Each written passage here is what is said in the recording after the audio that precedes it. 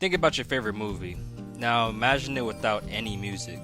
I know, don't feel right at all, does it? From the sweeping orchestras of The Lord of the Rings to the daunting strings in Jaws, music is the soul of cinema. In today's video, we're gonna have a little discussion, a little deep dive into exactly how music shapes the movies that we love. Expecto Patronum!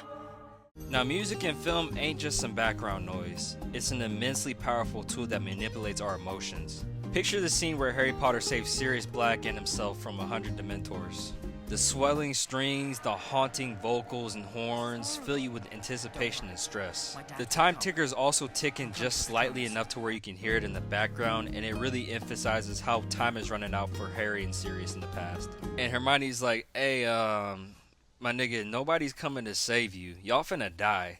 And then Harry runs off, the music stops, and he yells out, Expecto Patronum! and suddenly these ethereal vocals and horns sound off, and it's like a warm hug from your grandma. She's saying, everything's gonna be alright, baby. Now, without music, this moment would still be significant, because Harry totally overcomes his past fear of the Dementors, and he has a huge character-defining moment. But this amazing score just puts a little extra stank on it, and suddenly it becomes an unforgettable event in the entire series. And this shit right here, nigga, is the magic of music in movies. Whether it's joy, sadness, fear, or even horniness, music can amplify the emotional stakes for any scene. Take the John Williams score in A New Hope, when Luke Skywalker gazes at the two twin suns of Tatooine. It's the music that really makes you feel Luke's desire to leave this hot-ass, dry-ass planet to become fucking cannon fodder in the rebellion against the Empire. Music connects us viewers to what the characters are feeling, often before they even know it themselves. A really good example of this is this scene in Revenge of the Sith. In this scene, Anakin is fighting the pull of the dark side, and he's debating on whether or not he should help Palpatine out. He's looking out the window towards his big ass studio apartment, and you can see it on his face. He doesn't want to do this shit, but because of the manipulation from Palpatine, he feels like he has to do it in order to save his baby mama. And then he drops a single tear, and then later on he kills the only black Jedi, and then commits fucking super genocide. There are too many of them. What are we going to do? Boy, if you don't get...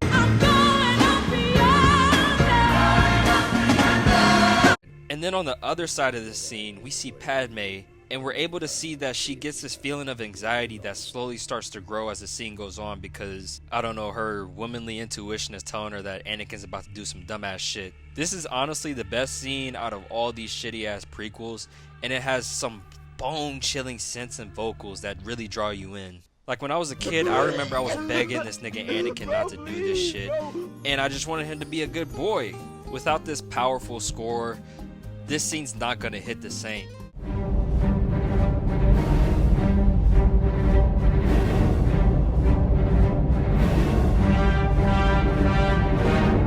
Great films often use character themes or motifs, specific musical phrases associated with a character or a concept. Think of motifs as like a musical signature that make us feel a character's presence even when they're not even on the screen. A famous example of this is the Imperial March from Star Wars. Those first 6 notes instantly make you think of Darth Vader's or some fucking stormtrooper stomping in some Air Force Ones. Or Howard Shore's The Nazgul in The Lord of the Rings, which instantly puts you in the presence of 7 ghoulish niggas with some black cloaks that are trying to take the ring of power from you. A good motif will always put visions of a character into your head. It tattoos your first experience with a character or a theme into your brain, and it stays with you for life. Even children's movies like Madagascar take advantage of this. Look out! I think Moto like you. I like a big, I like a chunky. One of my favorite motifs has to be the Indiana Jones theme. Every time I hear this shit, I want to steal all the valuable jewels and relics from a poor village in India, or it makes me want to smack the fire out of a Nazi. If you're making a film and you want to make a real impact on the culture, the main character or main antagonist need a good motif. It has to be an earworm that buries itself into your eardrum and sets up camp there. Motifs are reoccurring elements, and in order for them to really be effective, they need to be infectious. If you're going to be hearing it over and over again throughout a movie or throughout a series, it has to be good. If a motif is bad, the chances of that character becoming iconic significantly decreases. 007, the Pink Panther, the Avengers, Mario, hell, I could go on for days. All these films, at the very least, have one signature motif that is tied to that character, and whenever you hear it, you can't help but think about them. Motifs not only apply to characters, they apply to themes as well.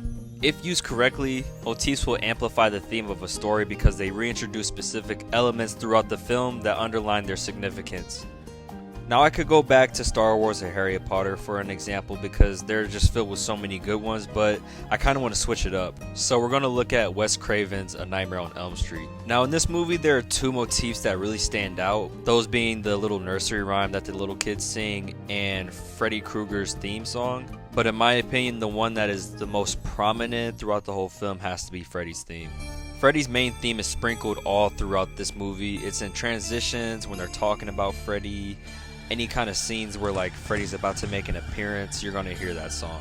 Freddy is a representation of subconscious fear, and this song adds to this scene because it's all throughout the movie. Like I said, it just keeps Freddy in the back of your head even when he's not even on the screen. Say, baby, can I be your slave? Beyond characters and emotion, music plays a crucial role in setting the tone and atmosphere of a movie. Imagine Insidious or Get Out with some happy-go-lucky ass music. It wouldn't work. Instead, composers use dissonant chords, eerie melodies, and sudden silences to keep us on edge. Now, in comparison to this, a romantic film might use some soft melodic tunes to create a little intimate, warm atmosphere. An example of this would be Love Jones starring Nia Long and Larenz Tate. The neo-soul tracks are all carefully placed throughout the movie, and it captures the essence of pseudo-black love and being in a messy-ass situationship. Now, don't get me wrong, Larenz Tate's spoken word poem in the beginning of the movie is enough to get your jaws a little moist on its own, but with the smooth jazz in the background, it just elevates his words, and honestly, if I was in that crowd, I would have probably thrown my panties on stage. Say, baby, can I be your slave? I've got to admit, girl, you're the shit, girl, and I'm digging you like a grave.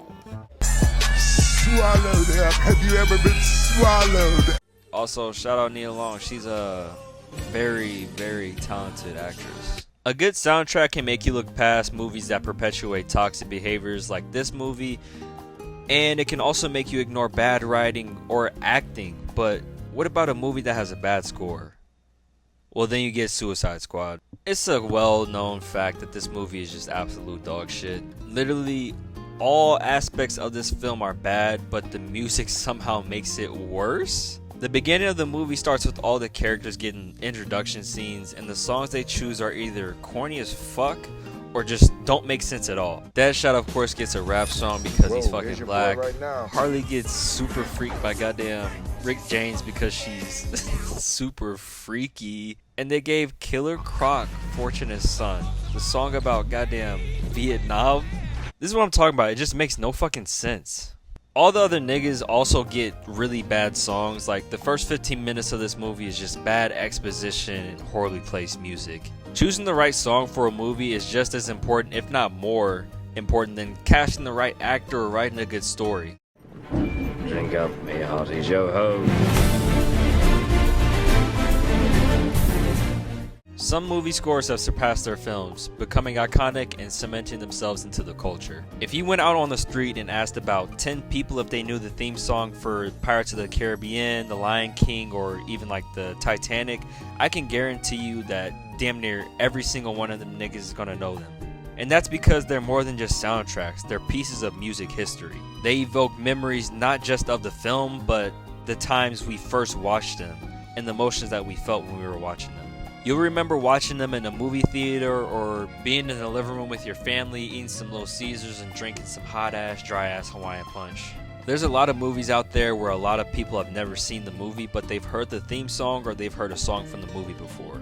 Hell, even while I was doing some research for this video, I came across 1973's The Sting. This movie's a well-known classic, but for some reason I just haven't seen it before. But I know this song, and I can guarantee you that you know this song as well.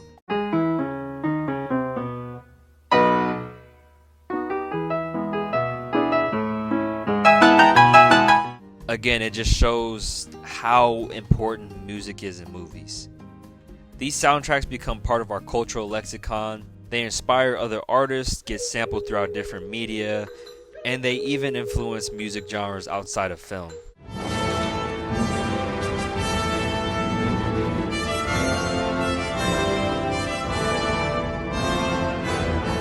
Movies need music like Pookie needs crack. The scores, themes, and songs we associate with our favorite films enhance the narrative, deepen our emotional connection, and leave a long-lasting impression that stays with us after the end credits roll. Next time you watch a movie, take a second and just listen. You'll find that the music is just as important to the story as the dialogue or the visuals in the movie. But yeah, man, that's the end of the video. Appreciate you for watching. You know, show a nigga a little love, give me a little like, a little subscription, a little share to your mama, your auntie, your dog, all that type shit, you know? But yeah. Bye-bye now.